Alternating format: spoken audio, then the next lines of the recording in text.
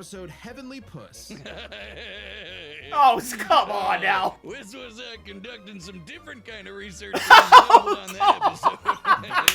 Of course he is. Hey guys, my name's Dan, and this reaction comes from Death Battle. This is Tom Deserves to Catch That Stupid Rat, Tom and Jerry in Death Battle. I certainly agree with that, but they're kind of the yin and the yang to each other. If one's not there, then you know, the whole flow of everything doesn't really work out too well. And I think, if I remember correctly, in one of the episodes, Tom did something to help out Jerry to basically keep him alive, to keep him around. I could be making that up, but I think I saw that somewhere.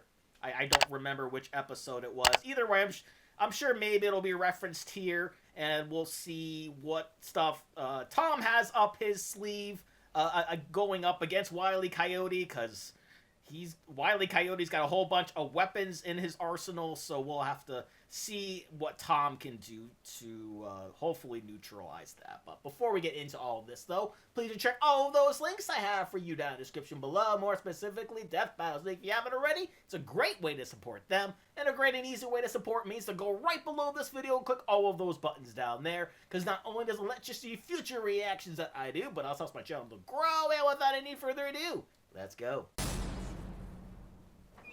The year was 1939.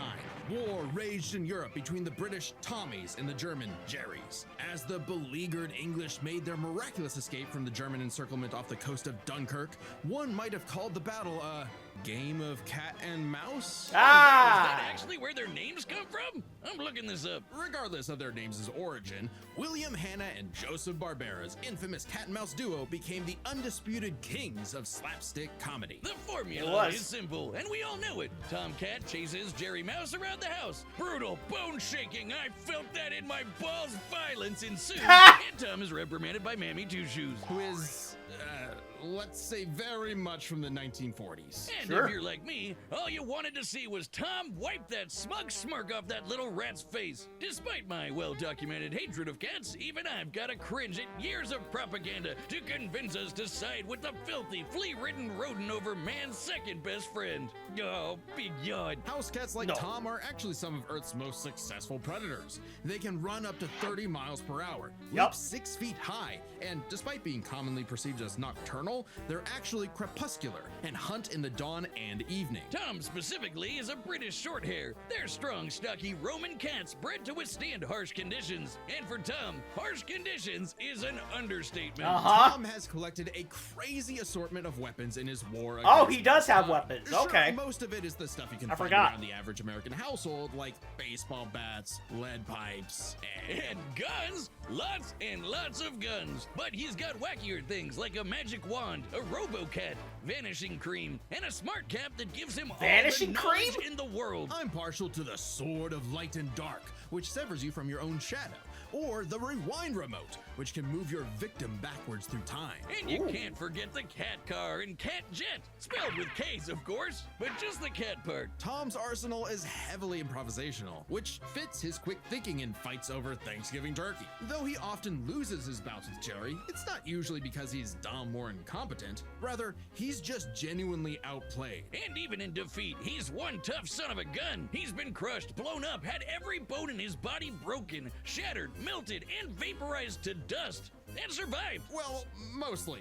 Tom actually has kicked the bucket multiple times, but little known cat fact, he has 9 lives, as established in the episode Heavenly Puss. Oh, come on now. This was conducting some different kind of research on that episode.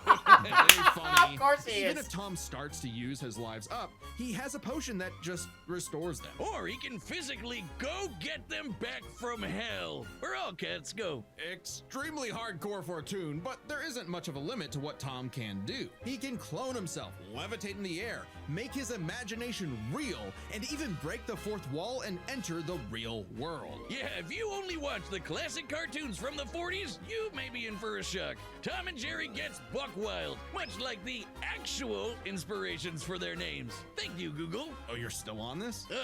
Doy Whiz. They were actually named after the 2 characters in Pierce Egan's delightful life in London, Jerry Hawthorne and Corinthian Tom. It was adapted to the stage with the title Tom and Jerry, which which later became a catch-all term in 1800s England for young, drunken rabble-rousers. I didn't know you were so well-versed in Regency literature. Yeah, seriously. I didn't even know you could read. I know, right? Way to go, And all Boomstick. this time, I thought Heathcliff was just that delightful orange cat. Well, come back next week for the full battle between Tom Cat and his canine combatant, Wile E. Coyote. In honor of Jane Austen, I've renamed my fists to Pride and Prejudice, so I can be like, here, Wiz, have some prejudice! Get away from me. No.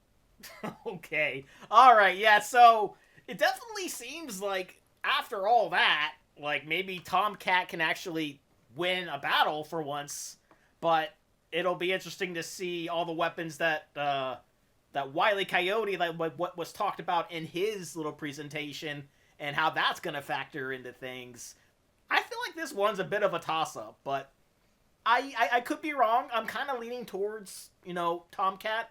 But what do you guys think? Let me know what your prediction is for this battle down in the comment section below. Please leave a like if you enjoyed it. Do check all those links I have for you down in the description below. Then lastly, and most importantly, I want to give a huge shout out to all my $5 and up supporters on Patreon: Cruising, Wolver310, Kevster Cronage, Joseph McSweeney, Joshy, Roadrunner 1967, Chris Curtis, Fox Coffany, Misa 2, Fleet Street Vicom, Songbird 177, Inkalinquist, MB Cardall, 20 Owl, The True Sunny Hero, Powerpuff Girls fan number 8, and if you too like to have a shout out and in each and every one of my videos, please head on over to patreon.com/ZAMreactor for more, and I'll see you guys next time.